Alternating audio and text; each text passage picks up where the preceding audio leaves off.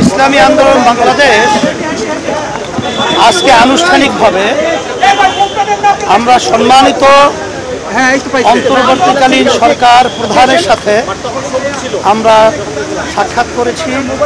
এবং আমাদের দেশ সুন্দরভাবে গঠন করা এবং দেশ পরিচালনা করার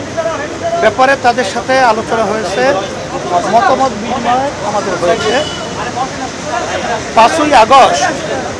2024 আমাদের দেশ আবার বাংলাদেশের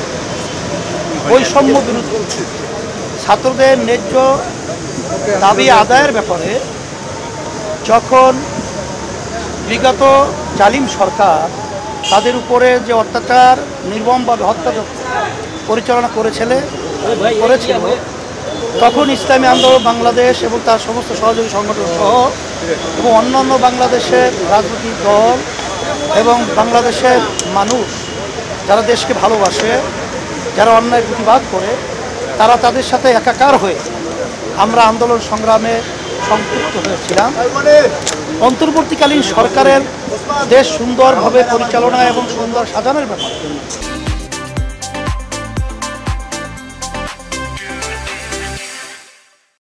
আমাদেরও একটা দায়িত্ব কর্তব্য আছে। আমরা দেশ সুন্দর পরিচালনার ব্যাপারে আমরা আমাদের পরামর্শ তাকে দিয়ে আসছি এবং সেও আমাদের সহযোগিতা কামনা করছে এবং আমরাও বলছি যে ভালো কাজের ব্যাপারে, দেশ গড়ার ব্যাপারে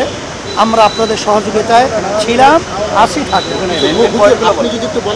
মেইন পয়েন্টের ভিতরে আমাদের মূলত আলোচনাগুলো ছিল যে বিগত এই ফ্যাসিস্ট সরকার প্রায় 16 বছর পর্যন্ত তাদের মন গড়া দলীয়করণ এবং বিশেষ করে 2014-18-24 যে প্রহসনমূলক যে নির্বাচন এবং এই নির্বাচনগুলো উঠে নেওয়ার ব্যাপারে যারা নাকি প্রশাসনের দায়িত্ব পালন করেছে এবং যারা নাকি বিভিন্ন মিডিয়া সর্বত্র যারা নাকি তাদের সহযোগিতা করেছে তাদের অন্যায় চিহ্নিত করে একটা নির্ভরযোগ্য প্রশ্নবিদ্ধ ছাড়া কমিশন গঠনের মাধ্যমে এই অন্যায়কারীদের চিহ্নিত করে তাদের শাস্তির ব্যবস্থা